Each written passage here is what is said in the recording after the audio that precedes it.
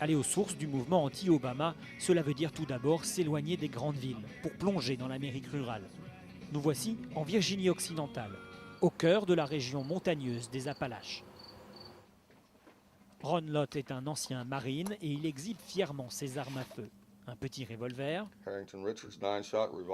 et une carabine de fabrication chinoise. Ron a fait la guerre du Vietnam. Ses copains aussi sont d'anciens militaires. Dans cette petite maison poussiéreuse, ils passent des heures à refaire le monde. Dans leur univers, Barack Obama n'est pas né aux États-Unis. Il n'aurait donc jamais dû être élu président. He's a Kenyan-born nationalist, and I believe that any man that wants to hold the highest office in this country who can't produce a birth certificate is a fake. Et ce n'est pas la seule raison pour laquelle Ron et ses amis n'ont pas digéré l'élection d'Obama. Ils sont par exemple convaincus que le président est musulman et pire peut-être à leurs yeux, il serait socialiste. If you look at the whole health care plan and things that he's done, it is all socialism since he's been in.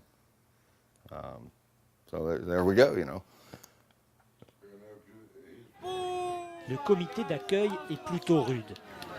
La cible, ces militants démocrates envoyés dans ce coin d'Amérique rurale pour expliquer et défendre les réformes menées par la Maison-Blanche. La tâche est dure.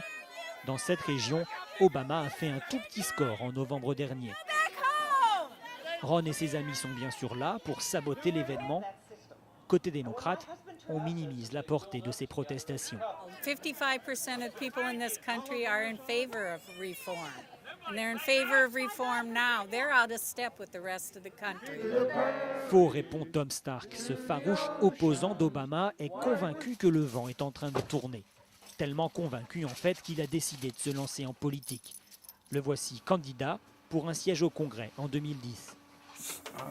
This is where I first started communicating with the other conservatives in the area, and it's turned into my temporary campaign office. Alors que le mouvement ultra-conservateur a été accusé de racisme, ce nouveau venu en politique évite à tout prix les attaques personnelles.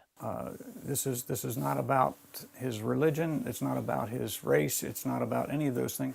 What it's about is what he is trying to do in the way of forcing more and more government decision-making into our lives. Un an après son élection, Barack Obama reste relativement populaire, mais Tom Stark est persuadé que la grogne minoritaire est en fait le début d'une révolution conservatrice.